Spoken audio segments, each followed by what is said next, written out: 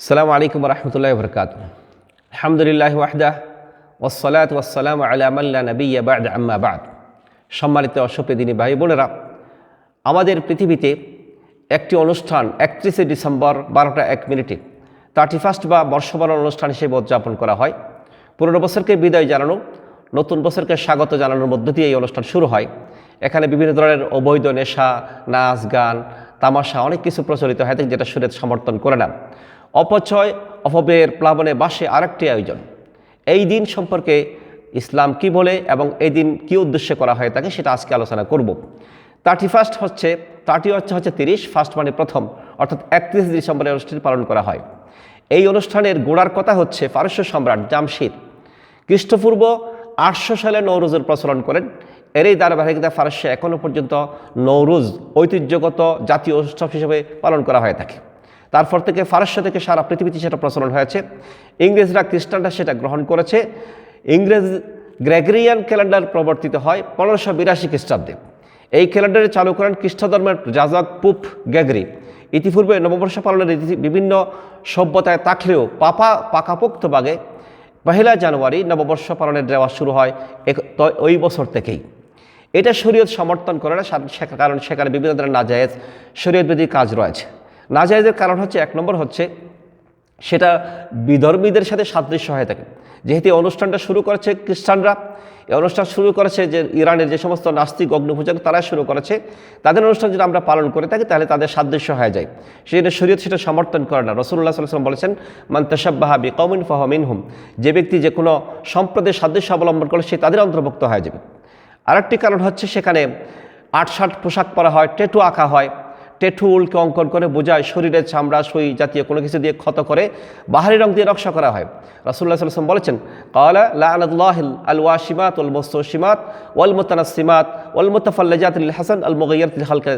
সৌন্দর্যের জন্য উলকে অঙ্কনকারী, উলকি গ্রহণকারী, ভ্রু উত্তোলনকারী, দাঁত শুরু করে মাঝে ফাঁক সৃষ্টিকারী নারী যারা আল্লাহ সৃষ্টিকে বদলে তাদের উপর আল্লাহর লানত এবং অভিশাপ রয়েছে। সুতরাং শরীয়ত বিরোধী সাজ সেটা করা হয়। একেবারে 3 নম্বর হচ্ছে সেখানে আতশবাজি, ফটকাবাজি চালানো হয়।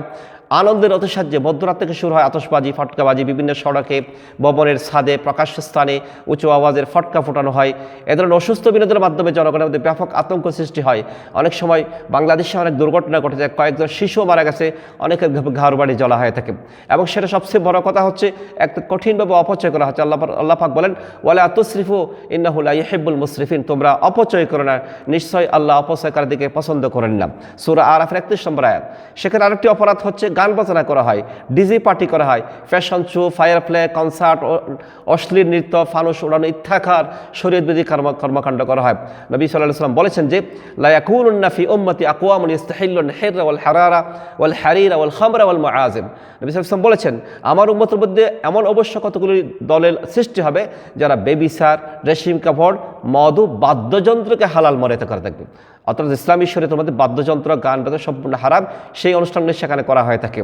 এবং সেখানে 5 নম্বর কাজ অপরাধ হচ্ছে এই রাতে তরুণীরা মাদক রাজ্যে অবগাহন করে মাতাল হয়ে ওঠে। অনেকেই আল্লাহ তাআলা মদকে হারাম করে দিয়েছেন। আল্লাহ পাক বলেন, হে মুমিনগণ, মদ, জুয়া, মূর্তি পূজার বেদী, বাক্য নির্ধারণ, স্বর, ঘৃণা বস্তু শয়তানের কাজ।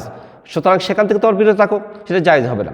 6 নম্বর হতে সেখানে শিরকি শব্দ উচ্চারণ করা হয়, যেমন বৈশাখ মাবা করা হয়, ঠিক সেমন যেমন মুছে যাক, গ্লানি, গুছে যাক, জরা, অগ্নিস্থানে শশীর হুক ধরা, এ ধরনের গানগুলি উচ্চারণ করা হয়। যে সমস্ত গানের মধ্যে অগ্নি পূজার দিকেই ইশারা করা হয়, সেটা শরীয়ত বিরোধী কাজ। এই জন্য প্রিয় বন্ধুগণ, এই সমস্ত কাজগুলি শরীয়ত সমর্থন করে না। আমাদেরকে আল্লাহ রাব্বুল আলামিন নিজস্ব সংস্কৃতি দিয়েছেন। আমাদের জন্য রয়েছে আল্লাহ রাব্বুল আলামিন আমাদেরকে ঈদ উল ফিতর, ঈদ উল আজহা দিয়েছেন। ইসলামী শরীয়তে যে সমস্ত অনুষ্ঠানগুলি হয় থাকে, উৎসবগুলি হয়ে থাকে, সেখানে ত্যাগ থাকে, সাহায্য সহযোগিতার বিষয় থাকে।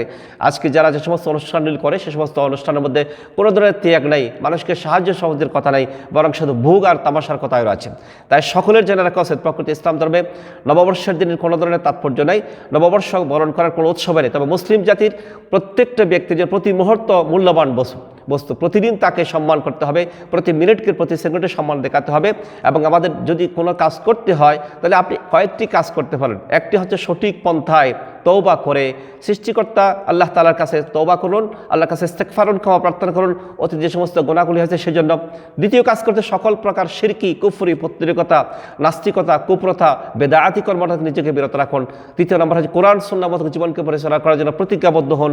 চতুর্থ নম্বর হচ্ছে একটি পরিকল্পনা আপনি গ্রহণ করতে পারেন।